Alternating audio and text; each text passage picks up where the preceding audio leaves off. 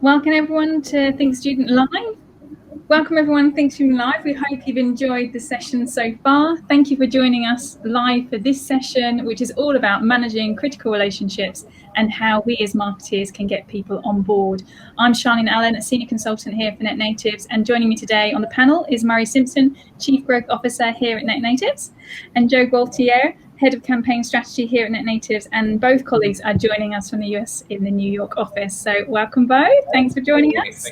It's great to get together to talk about a topic which can sometimes be very frustrating for colleagues, I think. The issue of you feeling like a campaign or a project you're wanting to do is really important, but others are not always able to kind of understand what you're trying to do, or they think perhaps they could use their budget elsewhere. And it's quite frustrating when you can't kind of get people on board. So kind of looking at your current roles and thinking about how important it is to get people on board and continuing to manage those critical relationships, it really does come down to knowing how to ask for things and how to ensure you get what you're asking for. So maybe we can start with you, Murray, about kind of your role in how you gain influence and manage critical relationships, and then let's move to Joe. Sure.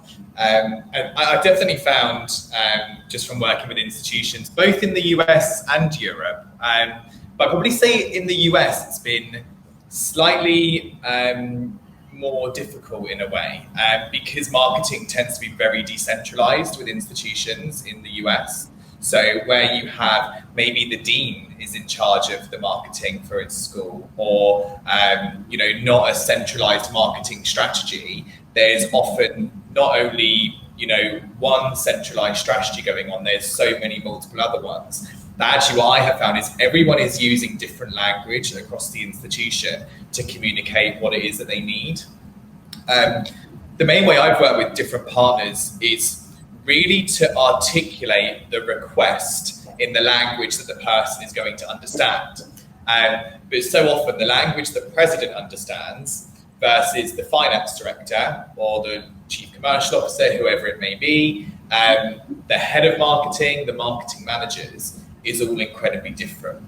And quite often where I start with different partners and where I've seen them be quite effective is really defining that, right? So who are the different decision makers and what type of language do they understand where they're willing to then invest in marketing itself? And unfortunately, so often the language the finance director understands and the language quite often the president understands is how much is it going to cost? Like, what return are you going to give me from this spend that justifies me giving it to you?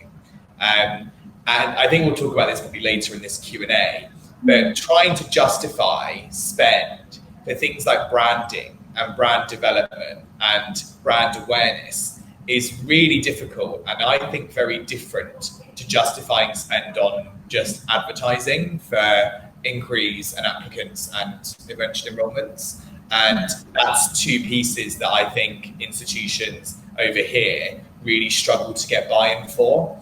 And I think as a marketer, it's really difficult because, we learn all about market research and positioning and creative strategy and copywriting and media and personas and all of these things.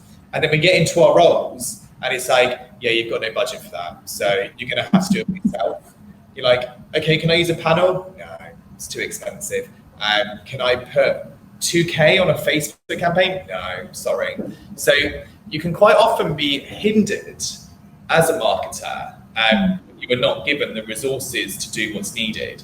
And that is where I feel the entire development of the marketing strategy, the definitions of what all of these different things mean and why they're important is really key. From my experience, Charlene, I think the key way in which institutions can better get people on board is initially to get the infrastructure set up. So can you as an institution actually track return on investment from your media? Do you know your cost of inquiry? Do you know your cost of application? And do you know your cost of enrollment across all the channels and all the advert types. And if you don't, getting buy-in for that initially with your senior stakeholders will start to prime them that that is what's to come. And I have found that it enables them to do their budget planning entirely differently. So when the institution says to you, I need to grow enrollments by 500 students, hey, head of marketing, here's 50K to do that. That's not the ideal way of doing this. The ideal way is saying, okay, great, 500 enrollments, the cost of acquisition that we know in marketing is X, so I need this budget. And as that conversation develops, it really allows you to better set expectations and say, sorry, President, I can't deliver 500 enrollments with this budget. I need this amount. And although there's only one small part of how marketers get people on board, I wanted to highlight that as a quick intro to where I've influenced institutions to get that initial piece set up, because I believe without that foundation, it becomes so much harder later down the line. We've done that with platforms like Slate, Salesforce, using Akiro, there's HubSpot, there's a plethora of different systems that we've worked across to help enable that. But again, I believe without that, it's a challenge. Yeah, no, and infrastructure is really important actually, and it's something that not all institutions have in place, I don't think, and always know how you can measure what you're doing, and having that kind of IT infrastructure in place helps you to be able to do that, definitely. Yeah, good point. I mean, just to expand on that as well, like the challenge with the UK market is they lose so many of their applicants to UCAS.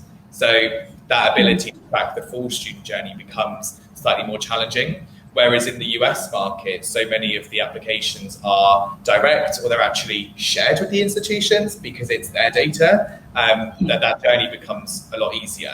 Not to throw shade at UCAS and the UK market in its entirety, but it becomes more challenging now. Yeah, absolutely. I think the point there is know your numbers, but I think we'll come on to that in a second. If we can hear from Joe now with his experience, that would be great. Yeah, sure. I mean, I definitely agree there. I think one of the critical points within sort of managing critical relationships is really sort of understanding your audience. And I think that when it comes to managing relationships with the partners that we work with, I always try and go in building a relationship and building a solid foundation with that partner and really trying to understand exactly who they are, what they're looking for, and what I can deliver to them.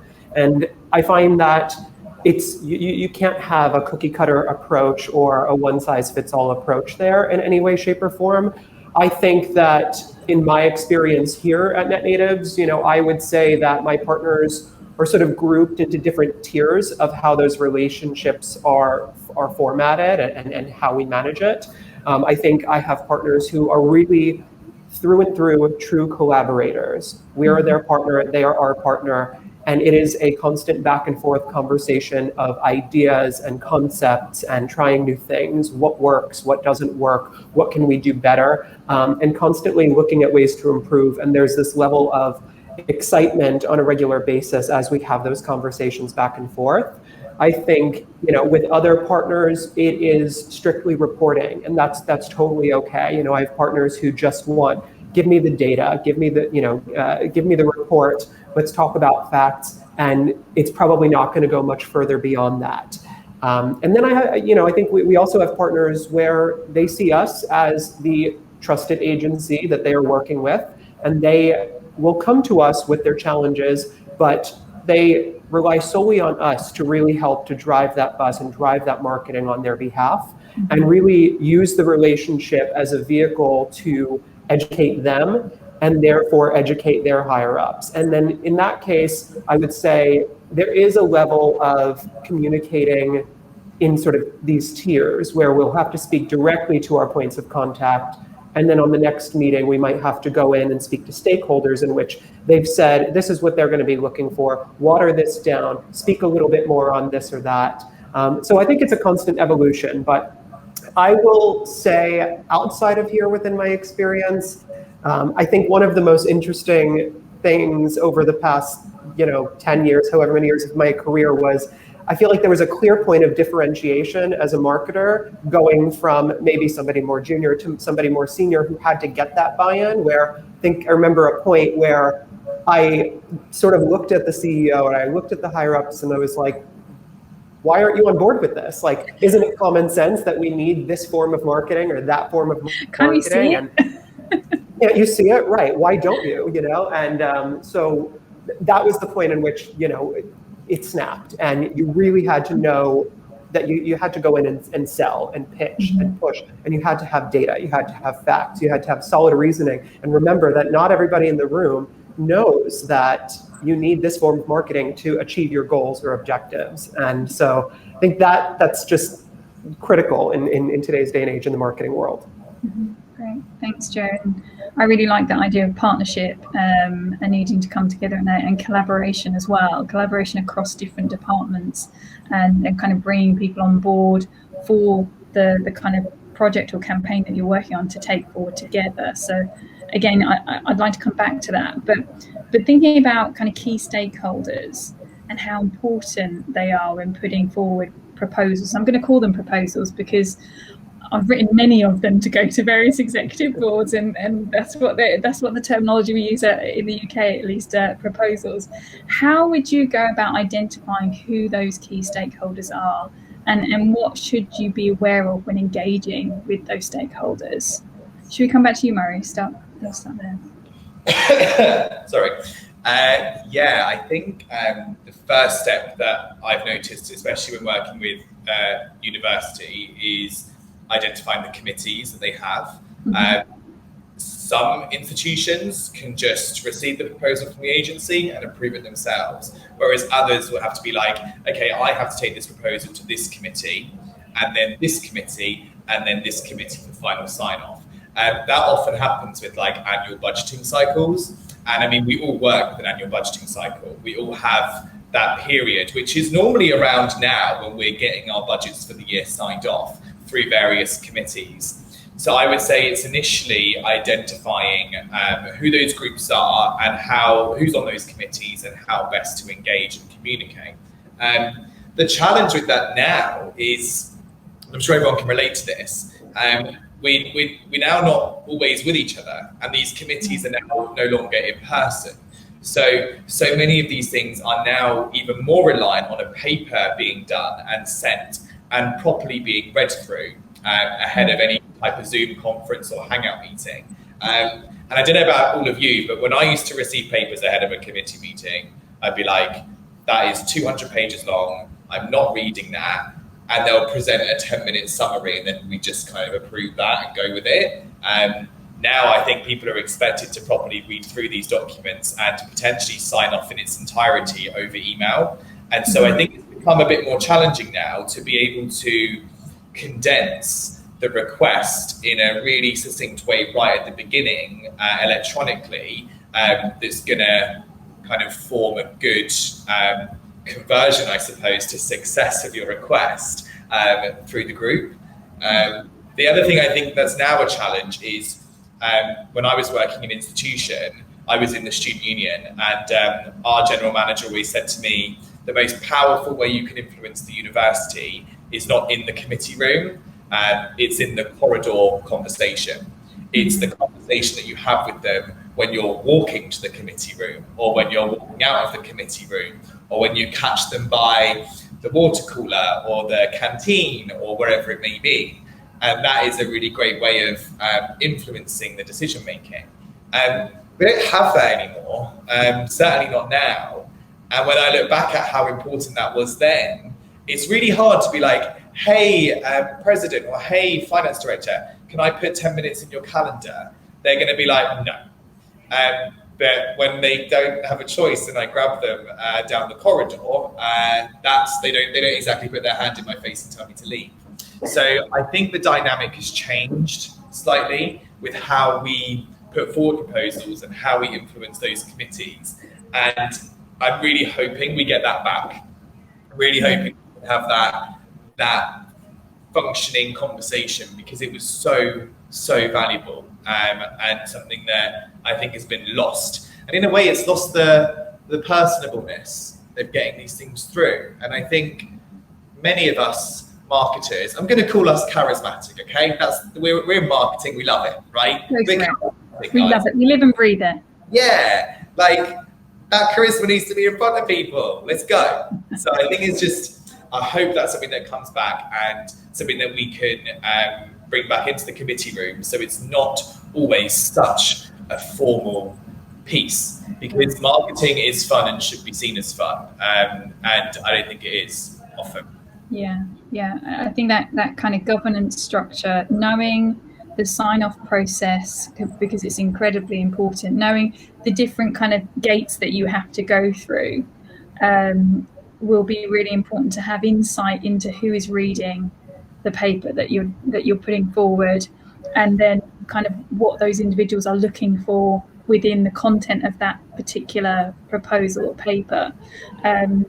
But also thinking about kind of the deadlines as well, the dates. They can trip you up because you haven't kind of looked ahead of when are the next dates of those particular groups coming together to do that sign off. So it's like you have to find out what's the last committee that signs this off, and then just work your way back in terms of dates and timelines, for sure. And thinking about how you identify the stakeholders. Yes, it's the people in the groups that you've just talked about, Murray, but also, thinking about the campaign or the project or whatever it is that you're putting forward. Who does this affect? Like, who's going to engage with it, or the results of that, or who needs to help you put that together? And identifying those individuals also kind of helps you to identify who the stakeholders are and who you need to engage with. Joe, do you want to add anything there to that? Yeah, I mean, I think first off, Murray's point on marketing being fun is just so true, and I think that rings true to the way that I like to approach proposals or presentations or anything of the sort. I think as marketers, we sort of put our hearts and soul into what we're recommending, and I think if that doesn't come out, then in what you're presenting, what you're sharing, you're probably doing something wrong, or you haven't put the right proposal together. Otherwise, why are you working on that project? I think it needs to come less from this formal, here's your brief, go do something that you have no interest in doing, to what are you going to do that's really going to excite us, our audience, and how are you going to be excited by that yourself? How can you make that personally relatable? Anyway, that's a separate point, but we're back to the stakeholder piece. I think it is just extremely important to really understand sort of who your main point of contact is and whether or not they are the stakeholder. I think to you, if they're here every day, you sort of look at them as the stakeholder, but it's very likely they are answering to somebody higher up.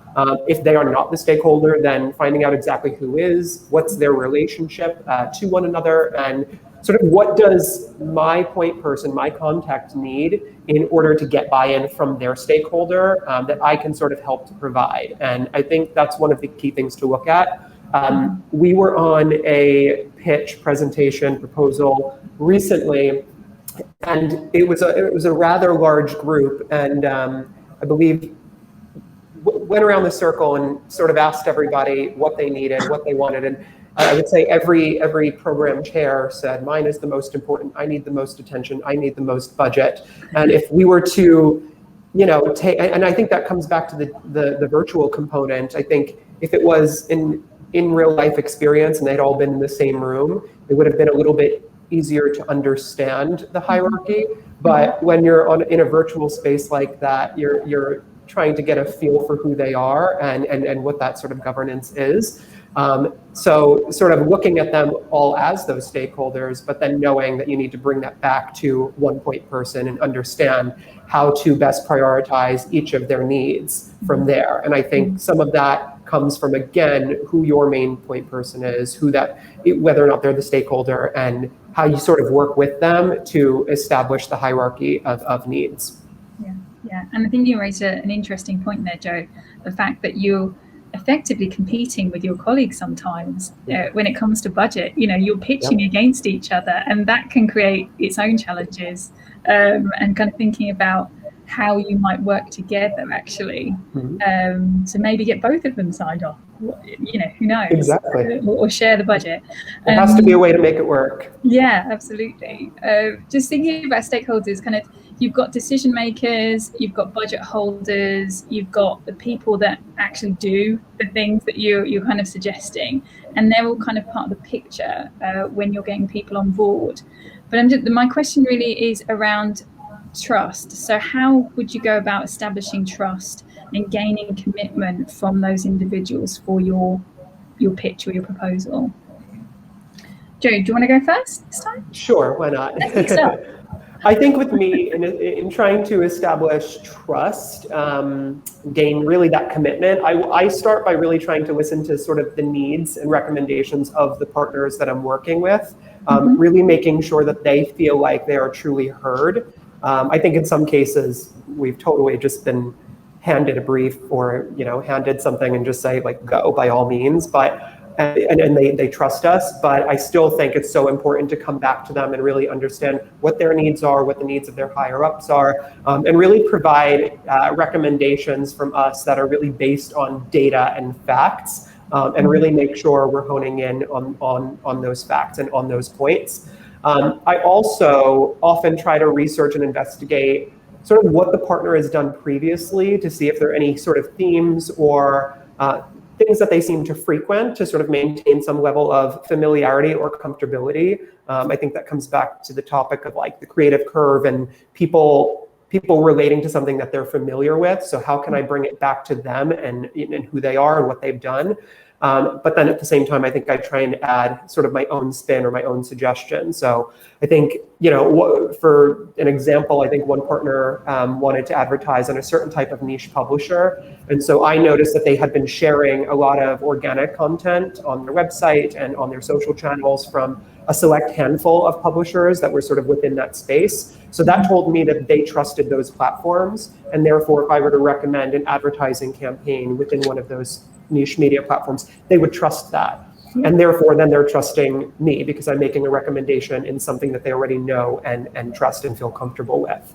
And then, of course, I might balance it out with a secondary option that's a little bit more disruptive and outside of the box, and ultimately see which one they choose. But I think other than that, another example was a partner really hadn't provided much guidance in terms of the content that they were looking for, but I did some research and investigating and found that their dean, so their stakeholder in that case, really loved alumni stories and testimonials. But at the same time, I found data that sort of conflicted with that and really showed that faculty stories were the ones that were really driving the most direct response. In which case I recommended that they continue to promote those alumni stories because I knew that the stakeholder wanted that and wouldn't give that up. And it did work to an extent, maybe more in an awareness case, but I obviously wanted to come in, then appease the dean, and then really sort of balance out the recommendation by recommending those faculty stories to sort of counteract what they already had going. So I think it's a matter of just understanding your audience. Yeah, I think the listening that you mentioned at the very beginning, really important, kind of an actively listening and taking on board what people are saying, because sometimes you can experience people who ask for what, your opinion and what you think, but sometimes it's just part of the process for them rather than actually taking on board what you're saying. So, and that is a lot to do with trust and building that trust. So that's fantastic. And then kind of do your research on your audience. I love that about, you said about the dean and the alumni. Fantastic. Thank you for sharing that. Murray, can I come to you on that one? Yeah, I think you made a really good point earlier, Charlene, about sometimes you're competing with other teams for these things. And actually, I really, when I've done budget requests in the past, I would never do a marketing budget request without the admissions budgeting request. Mm-hmm. I think those two going hand in hand and having as much synergy as possible is really important, because a marketing request or a marketing paper without the admissions piece is just lead generation, really. And actually that language isn't always going to resonate with, like we said earlier, with everyone in that group and in that sign-off process. So what I found to be really effective is the director of admissions, the director of marketing, even the director of fundraising, the director of alumni relations, all of these kind of functions of the institution that communicate with prospective students in any way, shape or form are really important to all bring together, have an aligned strategy and have all of our requests be consistent, or at least tell a narrative and a story that we're all working together. I think that in itself, when you bring that to a committee, and it's not just the marketing director presenting, it's the team of leaders in the business presenting this together, it automatically generates a feeling of trust and buy-in from those sign-off bodies, and hopefully reduces the amount of hurdles you have to go through to get that signed off. So I'd say from my experience, if it's not happening for anyone who's watching, be the one who starts that conversation with those other stakeholders and see if it is something that you can do together, because I think that carries a lot of weight. And it's also nice to present these things with other colleagues who are bought into the same thing as you are. So I would say that is probably the primary way that I would build trust, and where I've seen it done effectively. Where that often comes into challenges is often our departments and our units are very separated. I think it probably happens most with international and domestic teams. So often the international team work in a very big silo to the domestic marketing and recruitment teams. And that's a structural thing, And I think if there are structural challenges like that, where everything is siloed off, I think it's time to start breaking down those barriers. Because although you are targeting different regions, if you've got different marketing strategies, different messaging, different agencies, you're likely losing efficiencies. You're likely wasting money. You're likely putting out confusing messaging for different students. So I would say, in order to build trust, bring those other people on board with you that your marketing helps feed, like admissions, like fundraising, like alumni, and do it together. I think that is probably the best way in which I would suggest to help build trust and have less obstacles when you're in those committees. Yeah. I think it'd be good to kind of build on your point, Murray, about kind of bringing people together across the different functions, because in a university, in an institution, you've got kind of what we call professional services, the marketing, the admissions, the different kind of professional functions. But you also have the academic community, and you have kind of individual institutes around the institution as well.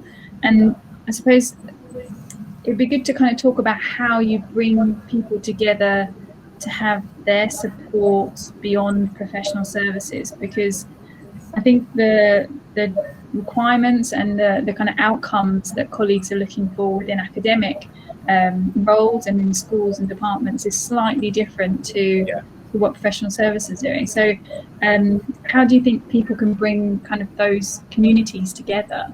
Yeah. I think academics is a really interesting point. And I think we've all had different experiences with academics. I think it totally depends on the school you're in and the programs you're promoting. They can either be your best friends or your worst enemies, I have found in the past. I would say with a lot of academics we've worked with, it really depends how exposed they've been to marketing in the past, and whether their perception of has it worked or not. Because academics can get very frustrated when they put a lot of work into developing a program, developing a curriculum. I mean, you can understand they've put a lot of work into this and they're very passionate about their subject. And then their perception is, we didn't get enough students and these weren't the right types of students, right? And I think that's when academics can get very frustrated. What I have found works really well in getting academics on board is ensuring that they're actually involved to the right amount in the creative strategy and the messaging of the promotion of the program, and really picking their brain, right? Getting them part of the process, rather than making assumptions. Again, going back to our original point and our theme of the day, they are the subject matter experts. Let's use them as much as possible and stroke their ego a little bit. It's a really important part of this entire sign-off process. But they are the experts. Let's use them and align their insights into the market data that we've got. The academic might think this point is really important, but actually we found the market think this one's important. Let's bring those two things together. And I think involving them in that process, getting them excited about that part, will, from my experience, get them more willing to then because again, sometimes even the academics are the budget holders for some of this. They are. Then they might be more excited to then invest that in execution and advertising itself. So yeah, that would be my recommendation. Get them involved in the research and creative part. What I would say, they're always going to say to you, oh, I love this publisher. This publisher's really good to advertise on because I love it. Say, great, yeah, you're not the audience, but we'll look into that. That's fine. We'll look into it. We'll not do anything with it, but we'll definitely look into it for you. I think it's all about making them feel consulted. Yeah, absolutely. I think the academic voice is really important in kind of marketing for universities.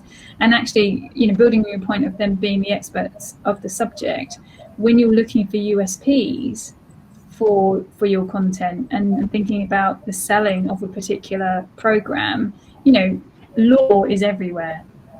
Business management is everywhere. But what is it about your particular program that is going to draw people in, and how can we best present that and articulate that through the marketing that we're doing? So absolutely kind of bringing them on board. And we've been doing these workshops now with with the marketing teams, with their academics, and it's actually really helped in the sign-off process for the key messages themselves. I'm sure marketers and colleagues here will appreciate how lengthy sign-off processes can be. But again, from when we've done it with the research, with the academics and the development, that sign-off process has been so much easier. Yeah. And the editing of content, I think, is also important when you're bringing academic colleagues on board, because they're sometimes very technical in the language that they use. And then, you come in and you might change some wording, and then they get frustrated because it then loses its meaning. And so there's a kind of balance to be struck between getting across that kind of technical language, but also allowing it to be something that people understand exactly what they're coming to do. I think that's totally fair. And I've seen so many examples where, an advert will go live or messaging will go out and they'll be like, no, by changing that one word, you've changed the entire nature of the program, or missold the credentials of it, or the accreditations even. It can get very minute, but very important. So I think when I was saying about those sessions with academics, a do's and don'ts crib sheet of each program, of being like, do talk about this, but don't ever change these bits of the essentials. I think that again helps with the trust element between the academic and marketing. Absolutely. And it's all about kind of what you were saying before, Joe, partnership and collaboration. If ever there was a time for those things, it's with academic colleagues and kind of the marketers and the professional services coming together. Definitely. If we can move on to our kind of talking money. Should we talk money? And often kind of proposals come with the request for investing budgets, and it's often not plain sailing, and you do kind of have different requirements from different stakeholders. And you've already mentioned it, Murray. You've got the president, you've got the director of finance. You've got different stakeholders there with regards to that. So I'm just kind of thinking about, how do you best articulate what you want so it talks to the different stakeholders so that you can get that money? Maybe we can come to you, Joe, first. Oh, to me first. That's a Murray one now. I think in my case, and in really building campaigns, it's one thing to say, here's the budget, put it toward media, and it's another to say, you're losing market share here, or there's a competitor issue where their USPs are more valuable, or there's a lack of information in the market about your program. And therefore, I might come in and say, I think based on, if we have historical performance data, or if we look at similar markets, we can say, the budget that you're looking at here either is or isn't going to get you to your enrollment targets, but you also really need to educate and inform your market. Therefore, you're going to need some level of content marketing where you're really providing valuable information that we're not seeing, or your creative is stale. So you can give me all the budget you want, but you've been running the same creative in market for 3 years. Your audience is postgraduate, so let's assume some of the same people might be seeing that. Therefore, there's going to be some level of ad fatigue, and we really need a new creative strategy, and we need to develop new creative And then same on the research piece. Again, if there is sort of a market issue, a market decline, whether it's for program, it's for the school itself, we need to do a bit of research and really understand who that audience is a lot more. So what I find is, I think we often, if we're not provided a budget in advance, we'll somewhat come in with a recommendation of these are the elements based on the research of your program, your market, et cetera, where these are the things that we're going to recommend for you, in which case we think you're probably going to need a budget in this range. Otherwise, if people, partners are coming to us with a set budget, we're either saying, that's great, we think you need to break it out like this to hit all those points, or we're going to say, your creative's great, your content's great, you could do a little bit of research, understand your audience better, and then the rest of it is really going to be what helps to drive your application and enrollment numbers through media. So I think it's sort of blending those pieces together and trying to ensure that all of the partners and stakeholders are on board with that. Thanks, Joe. Murray, you want to add anything there? Yeah, I think that we really struggle. So first stage, even just looking at cost per lead, cost per applicant, cost per enrollment, I would say it's phase one, and that can take a year to get sorted, right? Your systems are old, your advertising data's in like 11 different places. That's phase one.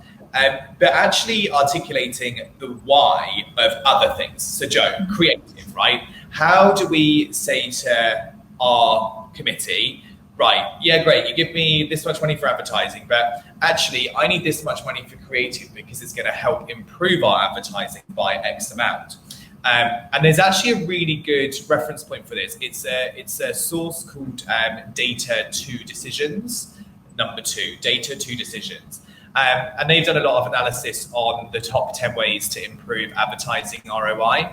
And actually they looked at profit multipliers, right? So how much does this piece impact the profit multiplier of our advertising? And interestingly, the branding, the brand awareness piece, if that's on a higher spectrum, is actually the most impactful part that improves advertising performance. It improves advertising performance on average by 18 times, right? That's a huge amount, just the brand awareness that you've got.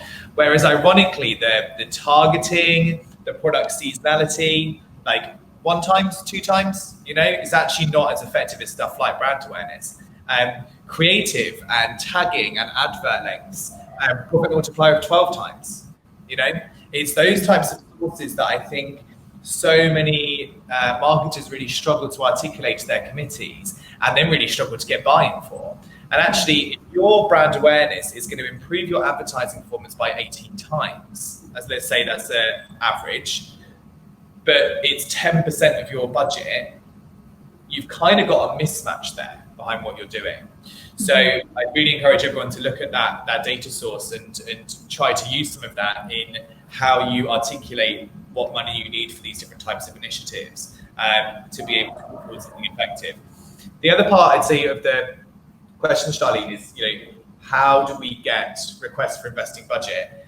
I have found the easiest way is to get what your competitors are spending. Yes. As soon as I've seen this so many times where an RFP will be released and you'll see what your competitors are spending, and all of a sudden everyone's like, right, we need to spend the same. It's stupid, right?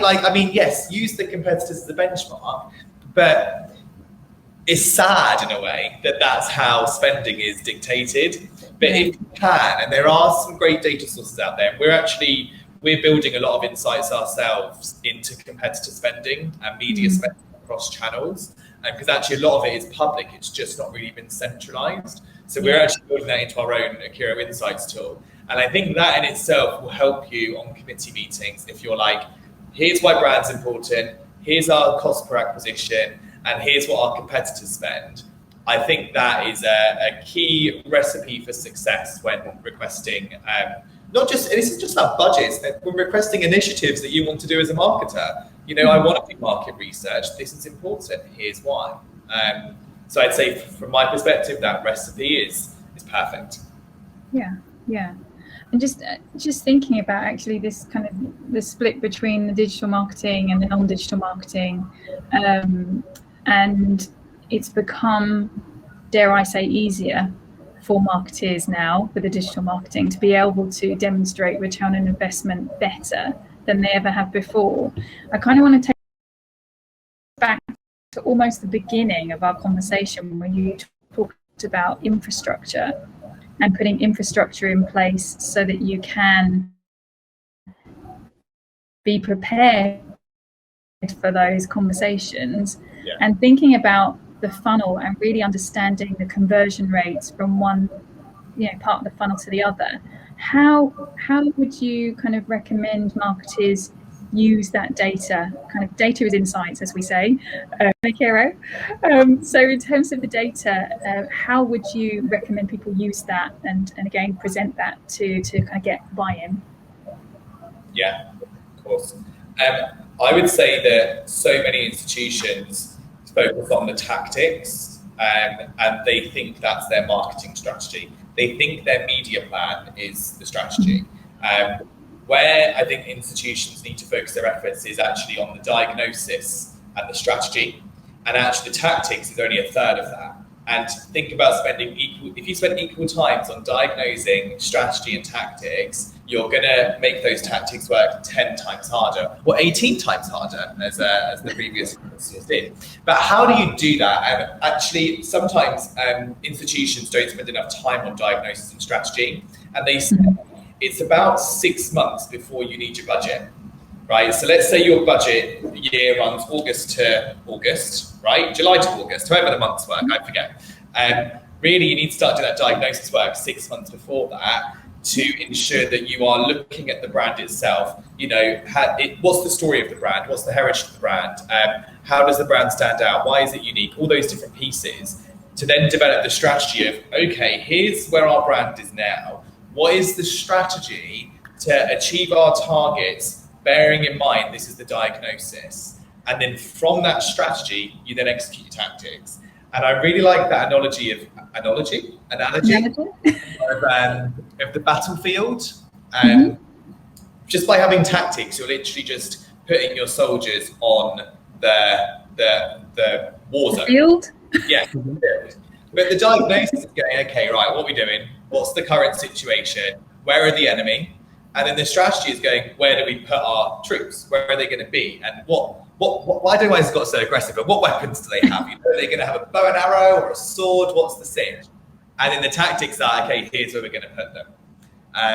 And I think really planning ahead with that, and that's why I say the 6 month piece, is I found that a lot of marketers will go in and say, we're going to do a diagnosis, strategy and tactics 2 months before the budget's up. And then it loses the credibility of it. And then the institution don't buy into it again. They're like, we did this, we did a survey and it didn't really help us. So I think really thinking ahead about those other two elements and making sure your battle plan has a diagnosis and a strategy of where you're putting your troops that really has a lot of stakeholder engagement and buy-in is how I think that you can raise awareness on those non-digital activities, because they are part of the diagnosis and strategy rather than just seen as a tactic that has no ROI. Great, thanks, Murray. Anything to add there, Joe, from your perspective? Yeah, I think in terms of the funnel that you mentioned, I'm going to have trouble communicating this, I think, because I would like to help visualize, but a funnel starts with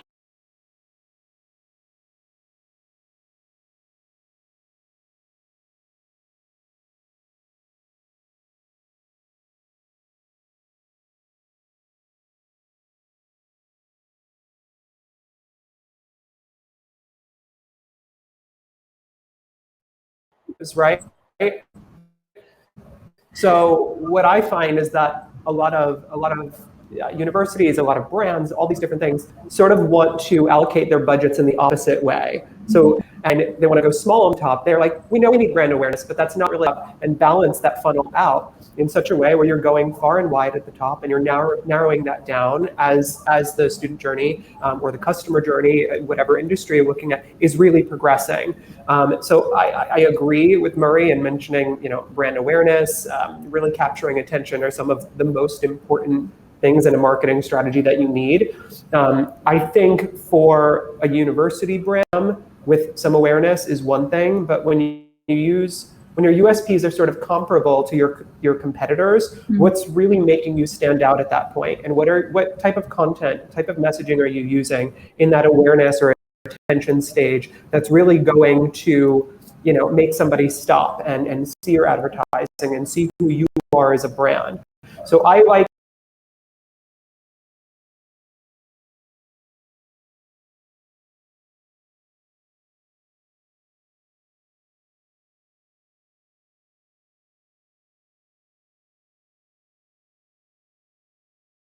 personally to the lives of your students, to where you're not just an institution, but you are a brand, and you have a voice, and people can see or hear your marketing and know exactly who it is, whether or not it's branded. And I think that that's just so incredibly important to get people into the funnel and to keep them in the funnel.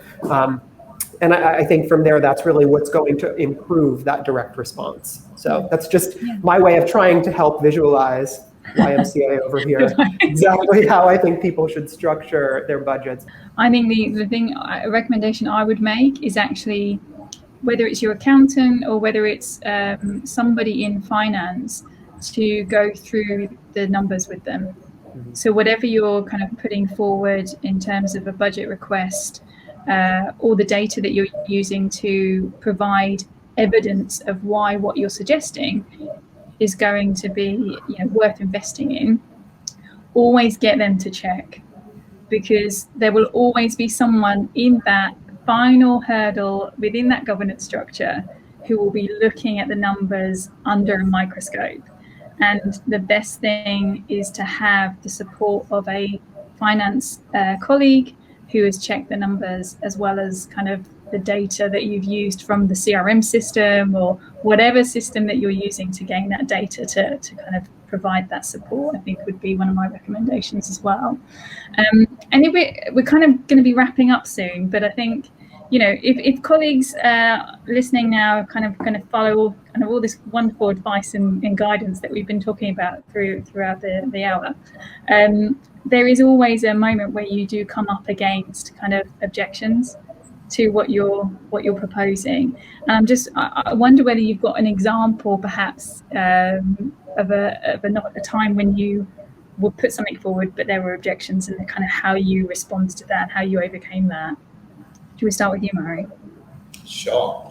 I would say, well, I've got plenty of examples of that. Rejection, of course, yeah, plenty of examples of rejection. We believe you. Well, I'd say, I'll talk an example, but I'd say a piece of advice is if you are rejected for whatever reason, is to not be defensive. I think it's really important to listen to the rejection, find out why, and use that time to reflect.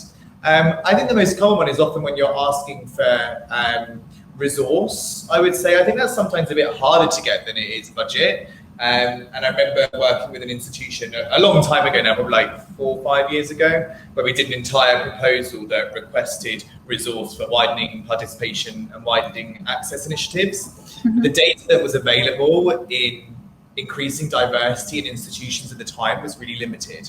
So the rejection at the time was, well, there's no proof that this is actually going to work. So sorry. And I remember going back about a year later, and we had gathered more data during that time with that institution through targeting widening participation students with advertising and showing how many of them did go through, but just with a tiny budget. And after that year had done, it was almost like a proof of concept, and then it went through. So I would say my learning from that, and my advice would be, if you do get rejected always ask for a lot, right? And if you get rejected, try and get a little bit for proof of concept. And I would say, it might not be meant to be now, but get the proof of concepts and make it a reality the year after, because there's always an annual budget cycle, so you've always got another chance. Okay, thank you, Murray. Joe, any examples in your experience? Yeah, I pretty much completely agree with that. I think if you're recommending something and it gets rejected, how can you take that rejection and turn it into redirection? And I think that's one of the most critical points that I've seen when that comes up, because you don't want to necessarily go back to the drawing board, and assumably if you're proposing that or pitching it, you've got a solid reason for doing so. And you can't negotiate your way into getting them to officially sign off on it. But what I've found, what I've been successful with in that manner is trying to negotiate to putting it to the side and revisiting that topic or that strategic idea a little bit later, once we have more data from the rest of our strategy to see how that's shaping up.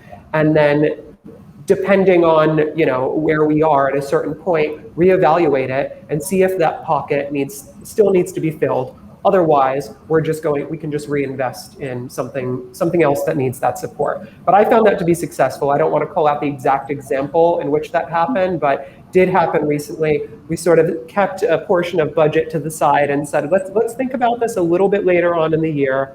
Let's see where we are. And then that point sort of came up, and it was like, yes, this is a brilliant idea. Let's go right for it. And we did, and it's been majorly successful. So I think sometimes don't take the rejection as the final stopping point. Mm-hmm. Consider putting it aside and using it as contingency or innovation for a little bit later. Yeah, and yeah, asking for more budget than you really need. I think a lot of people do that, knowing that they're going to be negotiated down in some way, for sure. I would say that one of the recommendations I would make is going back to knowing who's on the different decision-making boards, and really, and your point, Joe, earlier, research the individuals, know who you're talking to, and kind of go through them almost one by one. What would they have against this? What would their objection be? And try and think about what your response might be to those, so that you're kind of fully prepared for those objections before they come. That sounds maybe easier than it actually happens in the boardroom when you're kind of presenting your proposal, but it at least can give you a bit more confidence in that you've thought about these things and that you're going to kind of come up against them, and you'll be able to respond and not become too rabbit in headlights kind of thing. So I think that would be my recommendation.